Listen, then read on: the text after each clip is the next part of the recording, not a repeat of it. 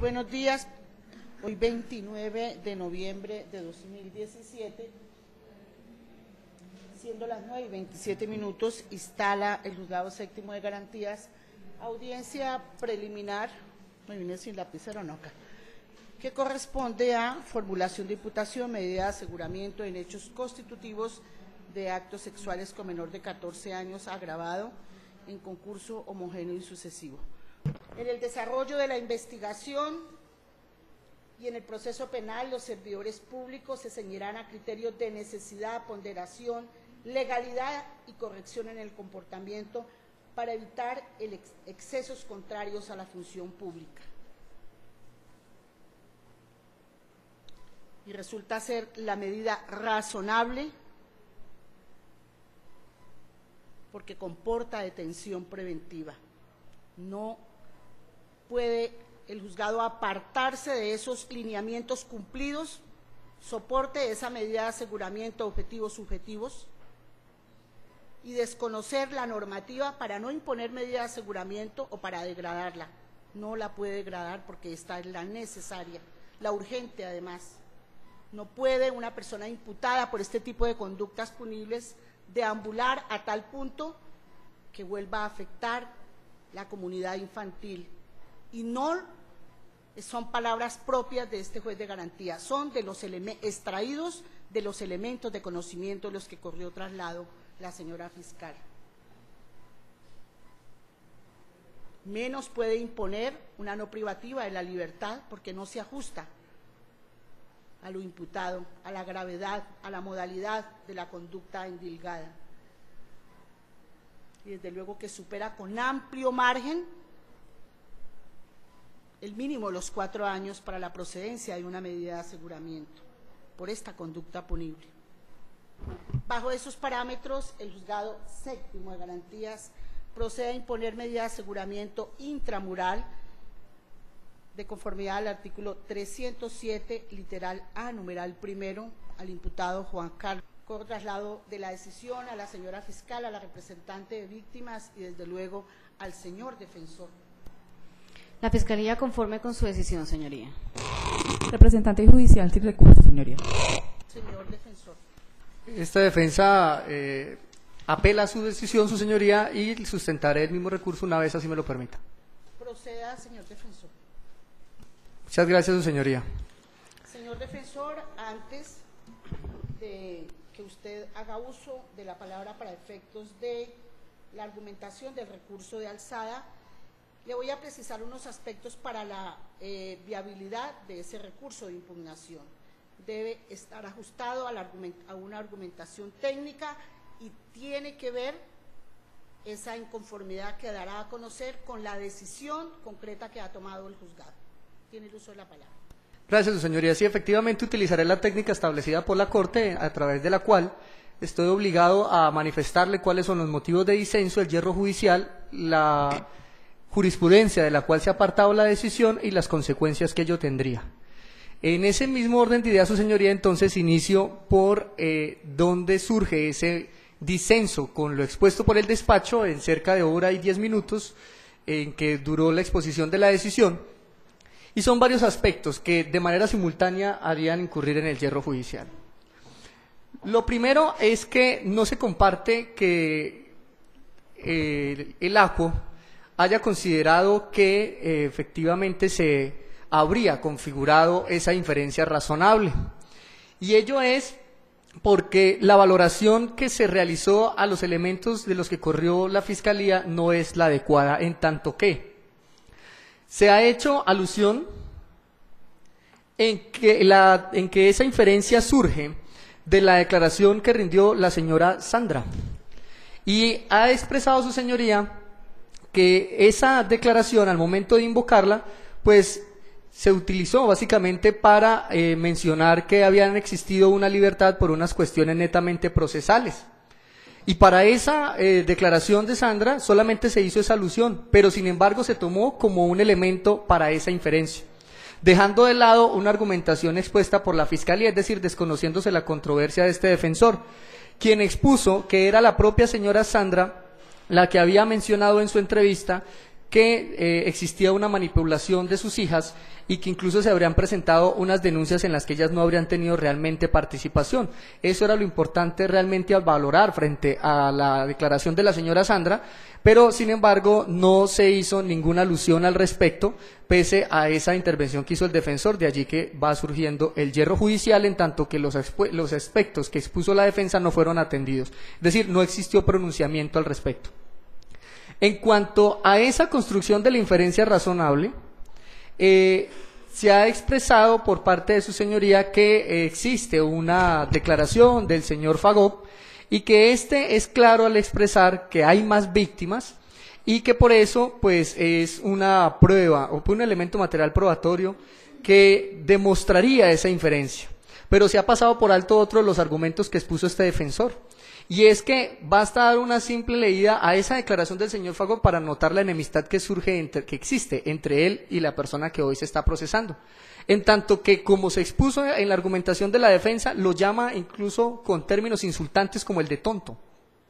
Y eso es lo que se espera, llame la atención en el juzgado de segunda instancia, da que no debe hacerse una valoración parcial de esos elementos traídos por parte de la Fiscalía, sino que debe traerse a colación ese tipo de situaciones que evidenciarían un apasionamiento, un tema personal entre quien está rindiendo la denuncia entrevista y quien está siendo sometido al poder sancionatorio del Estado. Ahora bien, ha manifestado su señoría que esa construcción de la inferencia razonable no se da de manera exclusiva con base en las entrevistas forenses que haya rendido la presunta víctima y que por el contrario hay una nutrida exposición de elementos materiales probatorios. Considera este defensor que la valoración que se le está dando a esos demás elementos no es la correcta, en tanto que los demás testimonios pues no son otros que los padres de la menor, que simplemente cuentan que la menor les contó algo, pero de lo cual a ellos, aún residiendo en el mismo sitio, en el mismo lugar, en el mismo domicilio, no percibieron absolutamente nada. Es más, ni siquiera un cambio en el comportamiento de la presunta víctima que hubiese sido al menos algo que llamaría al menos la atención. Ahora bien, si se revisan esas entrevistas según los cuales la señora juez considera se probó esa inferencia razonable, pues nótese que de las mismas ni siquiera aparece que al menos esos padres de familia residentes allí y que no vieron nada, al menos hubieran hecho referencia tan siquiera de manera sumaria a que veían tan siquiera ingresar a la menor presunta víctima a la habitación del señor Juan Carlos. De eso no existe ningún tipo de mención. Le da por completo credibilidad la señora juez a esos testimonios que son simplemente de oídas, en tanto que pasa por alto incluso utilizar el término presuntamente, y en las intervenciones podrá analizar el señor juez de segunda instancia que incluso la intervención de su señoría prácticamente se da como una afirmación de culpabilidad, aún muy a pesar de la aclaración que se hace al final de la decisión. Pero ese tipo de declaraciones de los presuntos testigos, tenemos por ejemplo a la señora Saime, que se invocó para la inferencia razonable, persona que ni siquiera reside o ha residido con el procesado, ni mucho menos con las presuntas víctimas, y se está dando por hecho de que existe un peligro, incluso que porque al parecer se habrían presentado una petición de ayuda, de colaboración y una serie de llamadas y intercambio de mensajes entre el imputado y las familiares de la presunta víctima, pero se destaca, y lo podrá corroborar el señor juez de segunda instancia al verificar los elementos de los que se ocurrió traslado, que no existe el más mínimo soporte de la existencia de unas presuntas llamadas que se utilizó para crear la inferencia razonable. No es otra cosa que la palabra de unos testigos que dicen haber sido llamados, pero ni siquiera invocan desde qué número se les marcó. Exponen una serie de mensajes de texto que hubieran recibido, pero no exponen ni siquiera de qué línea. Y aparece una señora Saime expresando que fue visitada por parte del señor Juan Carlos, pero no expone ni siquiera las circunstancias de tiempo, modo y lugar en que se haya realizado esa presunta visita, para al menos entrar a analizar si para esa fecha al menos el señor Juan Carlos se encontraba o no en servicio, o se encontraba o no en esta ciudad, o se encontraba tal vez, por ejemplo, recluido en la clínica Los Remansos. Es decir, que se da plena credibilidad, aunque esas declaraciones no tengan ningún tipo de soporte, y es allí donde surge ese inconformismo con la decisión adoptada, en tanto se considera no existe la inferencia razonable que según la honorable representante de la Judicatura sí fue construida. Y este argumento tiene soporte en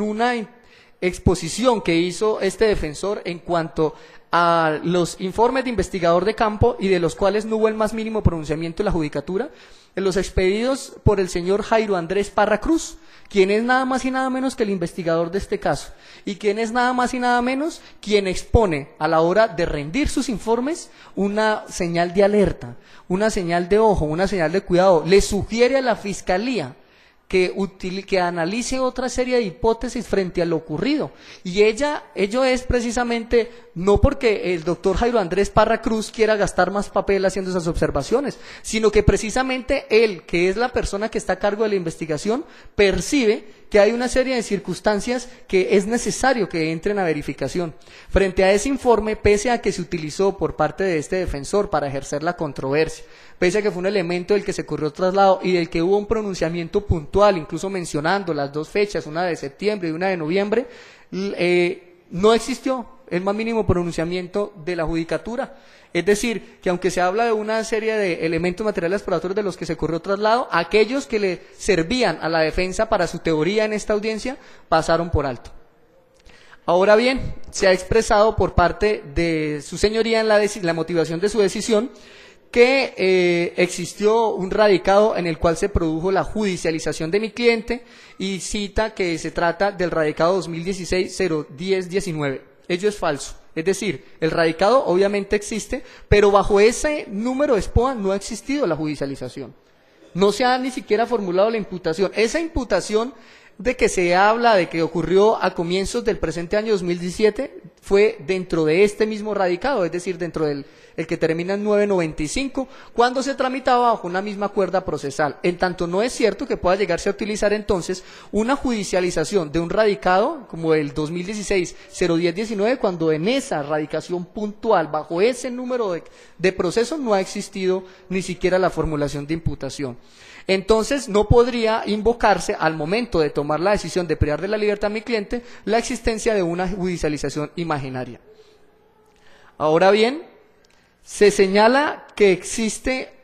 como motivación de la decisión que sí está aprobado una posible continuación de la actividad delictiva por la existencia precisamente de esas otras denuncias. Es decir, ¿cuál? Nuevamente volvemos al radicado 2016-010-19, que como se planteó en mi intervención inicial no fue otra cosa que una estrategia utilizada por la Fiscalía de dividir un radicado para precisamente lograr lo que aquí hoy logró, que después de haber imputado cargos bajo una misma cuerda, los dividió para que un caso, y lo retomo en las mismas palabras en que lo dije con anterioridad, un caso empuje el otro. Es decir, que a través de la división de un proceso en dos, la existencia de ese otro radicado le permitiera alegar una continuidad de la actividad delictiva, en tanto que si lo hubiera hecho, como lo había planteado su antecesora en el cargo de la Fiscalía, pues no habría podido hacer la estrategia que utilizó y que le prosperó.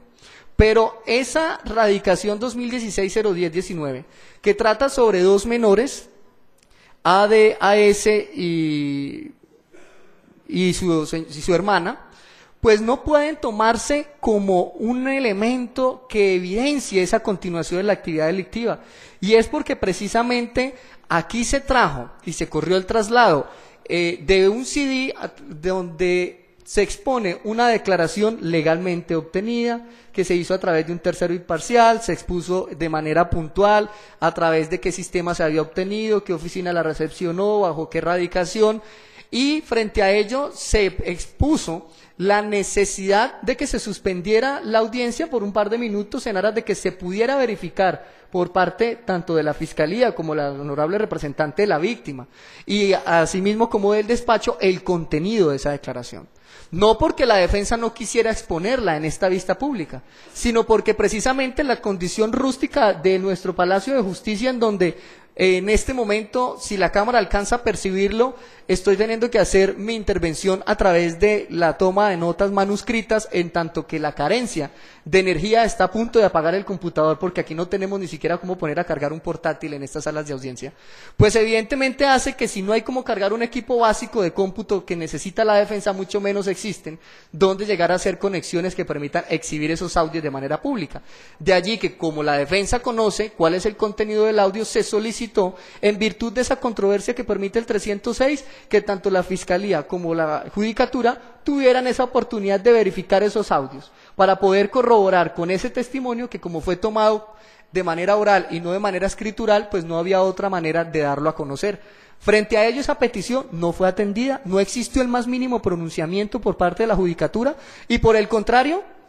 se pasó por alto la misma. Simplemente su señoría mencionó que sí, que se había hecho alusión al nombre del menor, pero no optó por atender la petición que había hecho este defensor de haber suspendido por un par de minutos la diligencia, en tanto que se hubiese contado con las condiciones logísticas para poder escuchar ese audio. ¿Y cuál es la importancia del audio? Pues no solo que a través de él se materializaría ese derecho a la controversia, sino que de manera adicional se hubiese podido constatar que un testigo, sí presencial, no de oídas, pudo constatar con su permanente presencia en las visitas que realizaban esas dos menores en ese otro radicado, que los hechos no tendrían vocación de ocurrir porque jamás estuvieron solas. Y lo estaría dando una persona que no tendría por qué beneficiar a Juan Carlos García. En tanto es el hermano mayor de las dos menores que se presumen víctimas, es decir, que existiría más compromiso con las presuntas víctimas que con el señor Juan Carlos, que no es en absoluto pariente de él. De allí que, como esa situación no se tuvo en cuenta, no hubo un pronunciamiento frente a esa petición de la defensa, ni siquiera de manera negativa, se solicita muy respetuosamente al honorable juez de segunda instancia que al momento de tomar su decisión atienda ese yerro de no haberse permitido la controversia en primera instancia, y una vez se escuche ese audio, sí se llegue a proferir esa decisión por parte de quien ejerce la función de segunda instancia. Ello en cuanto a los motivos de inconformidad con la decisión. Bueno, no pudiendo dejar pasar por alto que su señoría ha manifestado dentro de su decisión, se toma como una de las motivaciones, en tanto se expuso fue al momento de exponer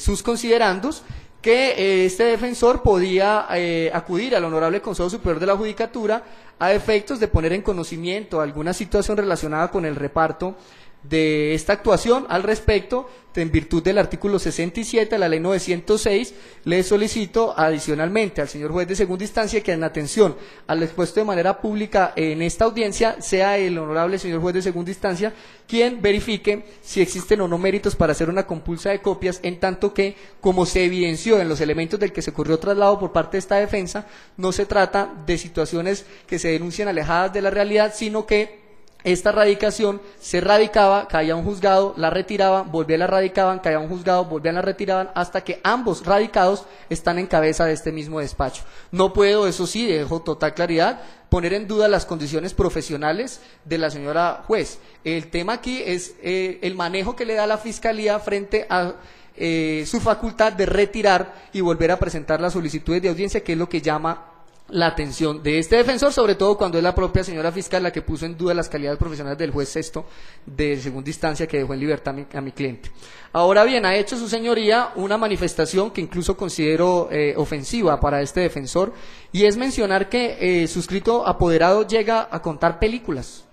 Dice de manera textual que se montó una película frente a la institución, y frente a ello debo manifestar mi inconformismo en tanto hace parte de las motivaciones de la decisión, y es que este defensor no viene a montar películas como lo dice la decisión, sino que por el contrario lo que se viene es a generar la controversia como lo permite el 306, y para hacerlo pues este defensor expone lo que considere le puede ser útil para la controversia, y no porque se esté en desacuerdo con la postura de quien ejerce la defensa se puede llegar a tildar o a calificar como una película la exposición que de la mejor manera intenté hacer en esta audiencia. Otra de las situaciones que genera el inconformismo con la decisión es que ha dicho su señoría que no se puede permitir que el señor Juan Carlos ande deambulando por ahí, y que por ello es necesario imponer la medida más drástica. Esa deambulación podría ser, si debe ser la deambulación la motivación para enviarlo a una cárcel, pues esa deambulación podría limitarse precisamente con la audiencia, con una medida de aseguramiento como la detención domiciliaria, en tanto que es la puerta de la casa la que hace las veces de celda. Ahora bien,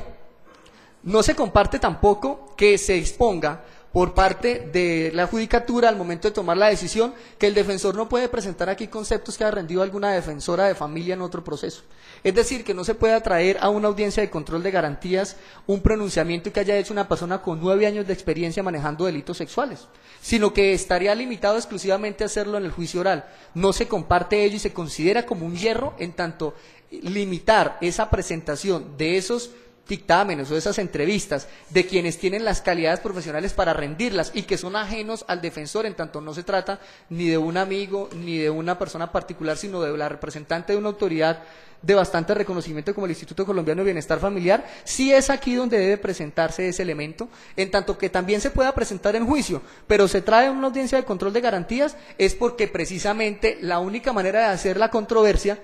es presentando los elementos que la defensa tenga a la mano, y ese era un elemento que la defensa tenía a la mano, por tanto al presentarse debió haber sido valorado y no desechado en la intervención que hizo la honorable jueza al momento de tomar la decisión.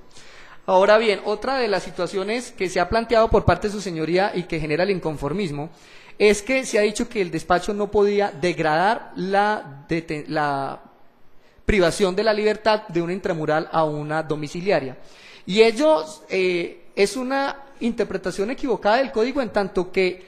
si estuviésemos, sería la oportuna si estuviésemos frente a una petición de sustitución de la medida. Allí sí se estaría pidiendo que se degrade una detención intramural impuesta por una menos gravosa, como lo sería la del 314, la domiciliaria. Pero notemos que precisamente ha sido el propio legislador el que dividió esa actuación. Es decir, el legislador planteó que una cosa es sustituir, es decir, una cosa es degradar una medida ya impuesta, al punto que por eso habló de la detención domiciliaria en el 314, haciéndola ver como un cambio, como una sustitución, ahí sí como una degradación. Pero si la detención domiciliaria se pide en la audiencia de imposición de la medida, no es una degradación de la medida, es la aplicación de una medida principal, porque es que el artículo 307 establece dos tipos de medidas restrictivas, como principales ambas, la de en establecimiento carcelario y la detención en el lugar de residencia, en tanto no se está pidiendo una degradación, sino la imposición de la domiciliaria como principal. Para una futura audiencia, si llega el defensor a considerar necesario pedir ese cambio, allí sí tendría vocación de prosperar la postura de degradación, pero en este caso no sería degradación, sino sería la imposición como medida principal. En tanto al lugar de detención intramural, pues también surge un inconformismo, y es que su señoría ha manifestado que no puede enviar al señor Juan Carlos a la clínica Los Remansos o a cualquier otro establecimiento clínico mental. Y ha manifestado que eso no se puede hacer porque el defensor no cumplió con una carga que sería la del numeral cuarto del artículo 314, así tomé atenta nota, y es donde se exige la presencia de dictámenes médicos oficiales. El artículo 314, ese numeral cuarto del 314, está hablando de la sustitución de la medida, y repito, y lo podrá corroborar el señor juez de segunda instancia, este defensor jamás ha pedido una sustitución de la medida, en tanto no había medida impuesta, sino que lo que está pidiendo es que en el momento en que se atendiera favorablemente la petición de la Fiscalía de generar una detención intramural, el sitio de reclusión, es decir, el sitio donde se cumpliera ese intramural, no fuera Picaleña, sino la clínica Los Remansos. Y para ello entonces no es necesario el dictamen médico oficial, porque el dictamen médico oficial es un requisito establecido, es para sustituir la medida en el lugar de residencia, y la clínica de Los Remansos no es el lugar de residencia, es simplemente un sitio donde se podría cumplir de manera intramural. Ahora, ¿por qué no se puede tampoco exigir que tenga que ser un dictamen médico oficial? Y ello es porque precisamente el artículo 267, que establece las facultades de quien no es imputado, habla precisamente de aquellos exámenes que pueden hacer los peritos particulares a su costa. Es decir, que incluso este defensor puede traer, si así es su deseo, dictámenes de tipo particular. Conscientes somos los aquí presentes, por estar en contacto permanente con la Administración de Justicia de diferentes roles, que el Instituto Nacional de Medicina Legal tiene una amplia congestión que ha generado que incluso haya tenido uno en muchas oportunidades, en muchos procesos, que acudir o a la clínica de Los Remansos por ser la particular más grande, o a través también de la red hospitalaria pública. Y se aclaró por qué se escogió la clínica Los Remansos para emitir esa epicrisis, que no es una situación voluntaria ni del defensor, ni mucho menos del procesado, sino que obedece a que es la clínica que el propio Estado le proporciona a un servidor público para que le preste el servicio. De allí que no puede pasarse por alto ese dictamen, en tanto es un dictamen que no ha sido objetado por parte de la contraparte, que es un dictamen que reviste legalidad y que adicionalmente expone una situación médica que debe priorizarse. La cárcel de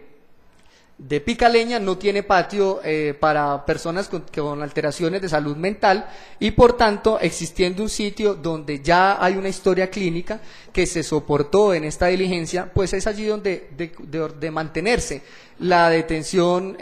intramural, pues podría ser el lugar más acorde. Se invocó por parte de este defensor que ello no es a capricho de esta defensa, sino que es en virtud precisamente del artículo 1 del Estatuto Procesal que habla de la garantía de la dignidad humana, pero que en esta intervención se complementa con el artículo 13, que obliga a las autoridades a brindar una especial protección a aquellas personas que estén en ciertas condiciones de incapacidades y demás. Y ello se trae a colación porque es que no solo la menor que se aduce víctima tiene derechos, sino que es que también el procesado tiene derecho a que se le, valga la redundancia, a que se le brinde una garantía y una protección. Y se ha aludido aquí que tiene problemas mentales, pues no puede descartarse, como lo hizo la judicatura, la existencia de esos problemas mentales por el solo hecho de que continúe siendo miembro activo de la fuerza pública. Y ello es por una sencilla razón, y es que el señor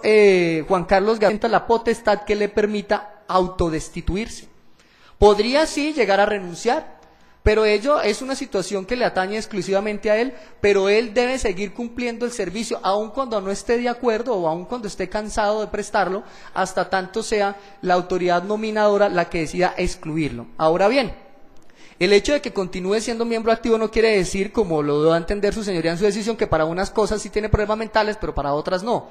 Resulta que al interior de la Policía Nacional, mi cliente no sería la única persona que tiene inconvenientes de tipo mental, solo que la institución, mientras adelanta una actividad que se llama la Junta Médico Laboral, pues lo que hace es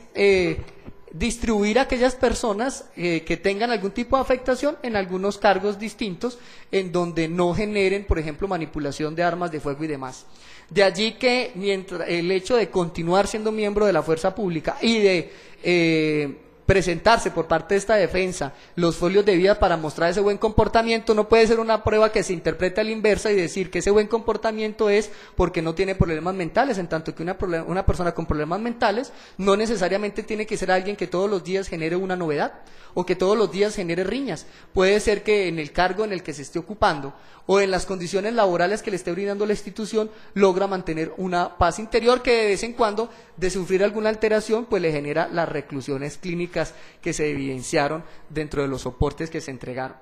Entonces, su señoría, no puede descartarse ese pronunciamiento médico privado en virtud precisamente del artículo 267 del que hice mención, pero que va de la mano con otras facultades del defensor, y es la del artículo 125, y ese 125 precisamente es el que habilita a que los defensores utilicemos dictámenes particulares, porque precisamente ha dicho ese 125 que incluso no es, si quieren las entidades particulares, brindarle una colaboración al defensor al suministrarle ejemplo, copia de una epicrisis, sino que ello hace parte de la obligación que tienen las entidades, al punto que así lo expone dentro de las facultades, y por tal motivo su señoría entonces no puede descartarse de plano esa intervención que se hizo con base en la situación mental.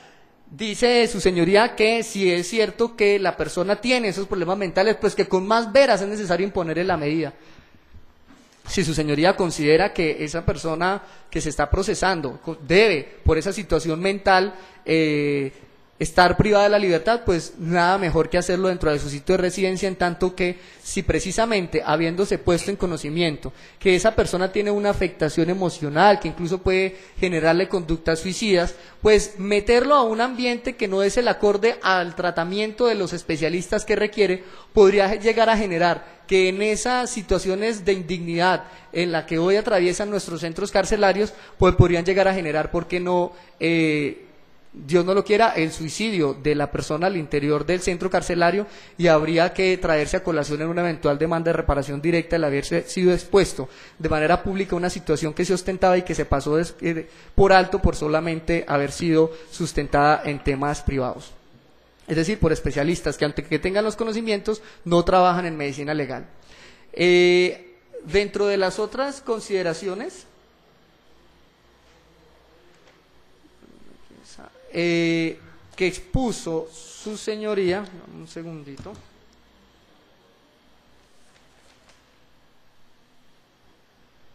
se pasó por alto a esos aspectos según los cuales este defensor evidenciaba que mientras se pretende proteger a la comunidad, en realidad es la misma comunidad la que reclama la presencia del señor Juan Carlos en la calle por su amplio reconocimiento en actividades de tipo comunitario. No se hizo ningún pronunciamiento al respecto, es decir, que no se permitió la controversia tal. Incluso ello podría llegar a generar una declaratoria oficiosa de nulidad de la presente audiencia, en tanto que, habiéndose expuesto por parte de la defensa una serie de elementos materiales probatorios que evidenciaban esa parte subjetiva del defensor, no existió pronunciamiento alguno por parte de su señoría en el momento de tomar su decisión, y por tanto pues estaríamos frente a la causal del 457, en tanto que se vulnera el derecho el debido proceso, en especial al derecho a la defensa, en tanto que se desgastó la defensa presentando una serie de elementos materiales probatorios, se desgastó invocando elementos como los informes de investigador de campo, y frente a ninguno de ellos hubo una exposición. Se invocó la existencia de un CD y se solicitó la suspensión de la audiencia por un par de minutos, no de una manera dilatoria, sino para poder hacer las coordinaciones logísticas, y frente a ello no hubo tampoco un pronunciamiento. Se presenta un elemento material probatorio que evidencia una situación mental de inimputabilidad posible de mi cliente, y tampoco se valoró. Es más, podrá ver el señor juez de segunda instancia que ni siquiera al momento de evacuarse la pregunta de allanamiento a cargos de la audiencia inmediatamente anterior, no se consultó, por ejemplo, a mi cliente sobre su situación mental, o si, por ejemplo, se encontraba bajo el efecto de alguno de los medicamentos que consume y que están respaldados dentro de la epicrisis de la que se corrió traslado. De allí que entonces se considera que no se permitió la controversia, que no se evacuaron esos temas, y que en caso de que el señor juez considere que no prospera la nulidad por esa violación al derecho a la defensa, al no atenderse en ninguna manera los argumentos del defensor. Discúlpeme. Además de ser repetitivo, le llamo la atención en el sentido de que agilice, por favor, porque ha repetido los mismos tópicos desde hace muchos minutos. Pero además, para que quede en el registro nomás como una observación, en el momento de la pregunta de allanamiento a cargos, para que el señor juez penal del circuito de segunda instancia valore la situación como lo hará, usted en ningún momento adujo ningún tipo de problema mental de su representado. Continúe, por favor. Gracias, su señoría. Esa será una situación que tendrá que ser valorada por el juez de segunda instancia, a menos que su señoría esté ampliando la decisión. Lo estoy mencionando. Continúe, señor. Es que considero que me está ampliando la decisión. Señor defensor. Gracias, su señoría. Y debo, iniciando, manifestar que su señoría, de manera incluso repetitiva de sus propios argumentos, gastó hora y 10 minutos en su decisión. Yo no llevo sino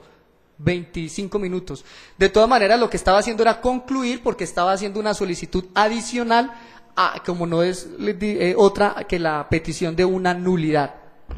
En cuanto ya a la petición puntual de la decisión adoptada por el ACO, pues lo que se pide al honorable juez de segunda instancia es que revoque la decisión que se adoptó por parte de su señoría, es decir, que revoque la imposición de medida de aseguramiento en tanto se considera que la misma no es necesaria, no es urgente, y que la misma se impuso única y exclusivamente con base en criterios objetivos. Podrá ver el señor juez de segunda instancia, al momento de escuchar los audios, que la decisión se fundó básicamente en la gravedad de la conducta, la modalidad de la misma y la pena a imponer, pasándose por alto el parágrafo del artículo 308, que es el que precisamente nos expone que la sola tipificación no puede dar origen a la medida, y esas argumentaciones de la gravedad y de la pena a imponer, pues no son otra cosa que criterios de tipo objetivo. Como aquí se expuso las condiciones subjetivas, las condiciones de comportamiento del señor Juan Carlos, unas condiciones que permitirían que baste tenerlo recluido en su sitio de residencia para que se dé por protegido el bien que se ha aludido, se pretende garantizar. Y ello es partiendo de la base de los elementos de los que se corrió traslado en esta audiencia. Máxime cuando dentro de los 8 meses que lleva en libertad el señor procesado no ha existido ningún tipo de contacto, ningún tipo de llamada, ningún tipo de mensaje que pueda llegar a generar una percepción de que sí es cierto que el señor procesado tuviese esa intención de petición de colaboración, de petición de disculpas y demás que adujo la Fiscalía y que no tienen ningún tipo de soporte dentro de las entrevistas. Ahora bien, también se solicita, dentro de una petición adicional, porque son las mismas que se plantearon al momento de oponerme a la medida, que se estudie la posibilidad por parte del señor juez de segunda instancia de llegar a imponer una de las medidas no privativas de la libertad, y ello es porque, si bien es cierto, el Código de la Infancia y la Adolescencia establece una serie de prohibiciones al respecto, no menos cierto es que ha sido la propia justicia la que ha venido modificando esas condiciones del Código de la Infancia y de la Adolescencia. El propio señor juez de segunda instancia es pleno conocedor en su calidad de honorable juez de la República que inicialmente ni siquiera se permitía la libertad por vencimiento de términos de todo aquel que estuviese procesado por delitos sexuales, pero sin embargo con posterioridad ha sido la propia Corte Suprema de Justicia la que ha manifestado que en virtud de esa presunción de inocencia sí le es aplicable a las personas que estén sometidas a algún tipo de investigación por parte de delitos sexuales el hacer uso de o el ser cobijadas por medidas diferentes, incluso del otorgamiento de libertades, en cuanto la libertad no es ningún beneficio. Y adicionalmente, expongo que esa petición que he planteado, pues tiene un sustento jurisprudencial que se ha desconocido en esta decisión, y es el expuesto por el honorable magistrado Jorge Ignacio Pretel Chalhub, quien en la sentencia T-276 del 2016, al hacer un examen sobre si es o no procedente la imposición de medidas de aseguramiento, pues recalcó que el principio, que el derecho a la libertad tiene triple naturaleza, uno de ellos es que es valor, pero adicionalmente es un principio y adicionalmente es un derecho fundamental, y expone entonces que para ser restringido ese derecho a la libertad, pues deben existir dos situaciones muy puntuales, y es que sea procesalmente viable, es decir, que genere algún tipo de aporte al proceso, y en esta audiencia brilló por su ausencia cuál es el aporte que tendría que el señor Juan Carlos García esté privado de la libertad versus estar en libertad, cuando durante todo lo que ha transcurrido desde su libertad en febrero a la audiencia que hoy nos ocupa no ha existido ningún tipo de riesgo, no ha existido ninguna amenaza ni nada que pueda llegar a generar que dé un aporte. ¿Cuál aporte? Por ejemplo, que esté obstaculizando en alguna medida la investigación. Y el otro requisito que dice el señor magistrado Pretel, que es fundamental para que se pueda imponer la medida, es que se muestre como algo urgente, es decir, que si no se impone hay una hecatombe, que si no se impone pueden llegarse a presentar hechos supremamente gravísimos, y en este caso pues no existen el más mínimo elemento que evidencie que exista esa gravedad. Es decir, no hay nada que nos diga que sea urgente, que incluso podrá analizar el señor juez de segunda instancia, que ya se manifestó en esta diligencia, que ni siquiera viven en el mismo sitio de residencia, lo cual no fue objetado en ningún momento por parte de la Fiscalía. Y no quiere decir que porque haberse señalado de que los presuntos hechos hayan ocurrido al interior de un mismo techo, pues automáticamente entonces sea un peligro tenerlo en una casa, o sea un peligro o no sea suficiente imponerle algunas medidas, cuando si lo que se pretende proteger es a las víctimas, se puede prohibir el acceso del señor Juan Carlos a determinados lugares, incluso se le puede prohibir salir en horas nocturnas y cualquier otra de las prohibiciones de las que está consagrada en el artículo 317 como no privativas, y de las cuales se debió hacer un examen una por parte de la Fiscalía al momento de invocar su petición, al punto que así lo ha establecido el máximo representante de la Fiscalía General de la Nación en la Directiva 013 del año 2016, que le invita a los fiscales en calidad de representantes del máximo fiscal a que a la hora de hacer sus intervenciones deban exponer en las audiencias públicas por qué cada una de las medidas no privativas no es suficiente, y aquí nos expuso, por ejemplo, por qué la prohibición de visitar determinados lugares no hiciera algún efecto positivo en la persecución del fin constitucional que se pretendería proteger. En ese orden de ideas, atacando la decisión en debida forma, esto es, habiendo dicho dónde está el disenso, habiendo dicho qué se considera el yerro, habiendo incluso manifestado una solicitud de nulidad y habiendo hecho la petición puntual y cuál es la invocación jurisprudencial que se considera debe ser atendida, considero que ha sido sustentado en debida forma este recurso y por tal motivo, su señoría, le ruego impartir el trámite al mismo. Muchas gracias. Y por ende considera esta delegada que el juez de segunda instancia debe mantener incólume la decisión proferida en punto a imponer en contra del señor Juan Carlos la medida restrictiva de la libertad en centro carcelario, y denegar entonces como consecuencia pues la solicitud incoada por el apelante, esto es de que se revoque esa imposición de medida de aseguramiento. Por supuesto que en el evento de que se confirme la restricción de la libertad no se modifique en ninguna manera el lugar en el que debe cumplir esa medida restrictiva de la libertad. Y considera esta delegada que pues debe negarse igualmente, desecharse la solicitud del defensor en cuanto a que se modifique la medida privativa de la libertad por la domiciliaria o que se imponga alguna de las no privativas de la libertad, porque la ley 1098 de 2006 sí prohíbe tajantemente y de manera muy clara que se aplique alguna de estas medidas no privativas de la libertad, y como bien lo ha dicho el señor defensor, han ocurrido algunas modificaciones legales y normativas, pero nunca se ha modificado esa ley ese artículo 199 de la ley 1098 de 2006, es decir, que debe darse aplicación, como lo hizo la juez de primera instancia, a el artículo 9 de la ley 1098 de 2006, que habla de la prevalencia de los derechos, para indicar que en todo acto, decisión o medida administrativa, judicial o de cualquier naturaleza que deba adoptarse en relación con los niños, niñas y adolescentes, prevalecerán los derechos de estos, en especial si existe conflicto entre sus derechos fundamentales con los de cualquier otra persona. En ese sentido queda, su señoría, entonces, el pronunciamiento de esta Fiscalía en cuanto al recurso de apelación invocado por el señor defensor. El representante de víctimas tiene el uso de la palabra. Gracias, su señoría. Solicito respetuosamente al señor juez penal del segundo de segunda instancia, al señor juez penal del circuito de segunda instancia,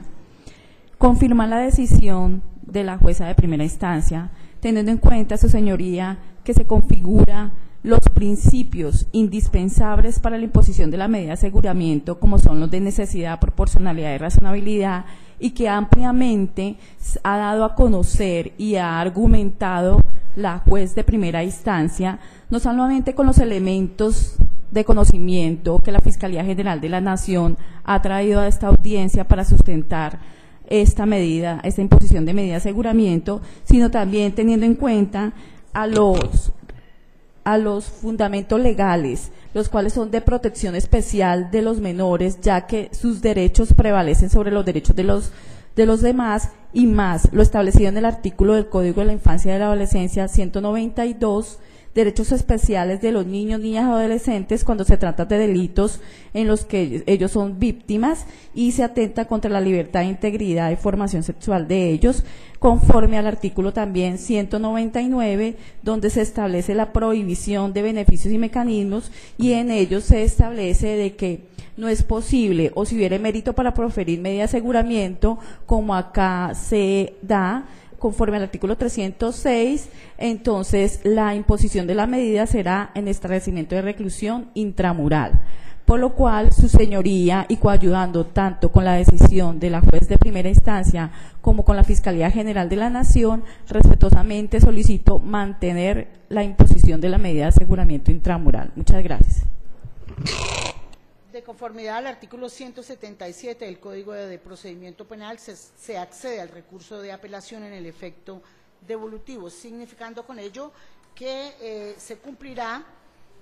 la decisión adoptada por este juzgado hasta el punto de que el señor juez penal del circuito pues tome la decisión que corresponde.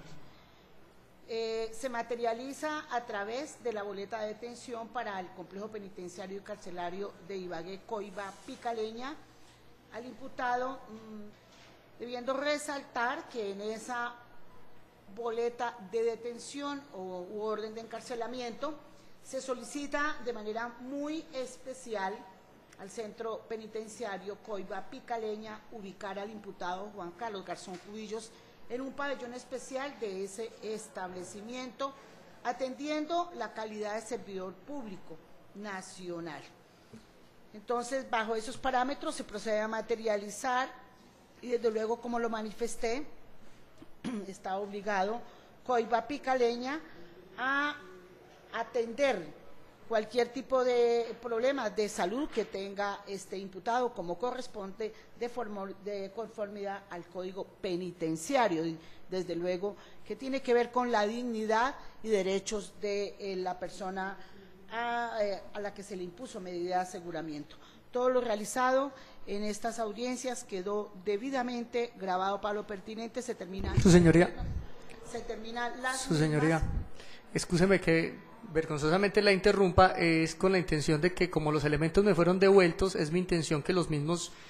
surtan ese mismo traslado ante el juez de segunda instancia. Entonces, para entregar. Se los pasé a la señora fiscal, pero obviamente harán parte. Solamente era eso, disculpe la interrupción. Todo lo realizado, un retomo, en estas audiencias queda debidamente grabado para lo pertinente. Se terminan las mismas el mismo 29 de noviembre sobre las 2:31. Repito, todo debidamente grabado como corresponde.